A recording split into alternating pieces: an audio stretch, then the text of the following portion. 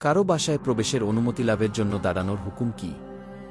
রাসূল সাল্লাল্লাহু আলাইহি ওয়াসাল্লাম দরজা বরাবর না দাঁড়ানোর কারণ কি? কারো বাসায় প্রবেশের জন্য দাঁড়ানোর হুকুম। কারো বাসায় প্রবেশের জন্য ঘরের দরজার সামনে দাঁড়ানোর শরঈ নিয়ম রয়েছে। নবী করিম সাল্লাল্লাহু আলাইহি ওয়াসাল্লাম কারো বাসায় প্রবেশের জন্য গিয়ে দরজা বরাবর মুখ করে দাঁড়াতেন না। কারণ দরজা বরাবর দাঁড়ালে ঘরের অভ্যন্তরে মহিলা এবং অভ্যন্তরীণ দৃশ্যের প্রতি নজর পড়ার আশঙ্কা রয়েছে। তাই মহানবী সাল্লাল্লাহু আলাইহি ওয়াসাল্লাম দরজার ডান বা বাম পাশে দাঁড়িয়ে সালাম করে অনুমতি চাইতেন।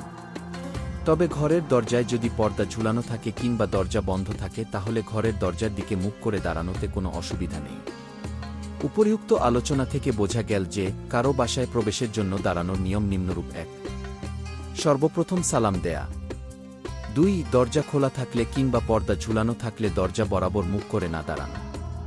৩. দরজা খোলা অবস্থায় ডান বা বাম পাশে দাঁড়ানো।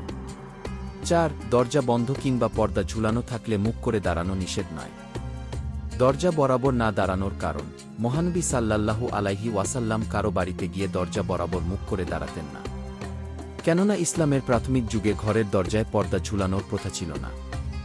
দরজা বরাবর মুখ করে দাঁড়ালে ঘরের অভ্যন্তরের মহিলা এবং অন্যান্য অভ্যন্তরীণ দৃশ্যের প্রতি দৃষ্টি পড়ার আশঙ্কা থাকত। তাই মহানবী সাল্লাল্লাহু আলাইহি ওয়াসাল্লাম দরজার ডান বা বাম পাশে দাঁড়িয়ে সালাম প্রদান করে অনুমতি চাইতেন।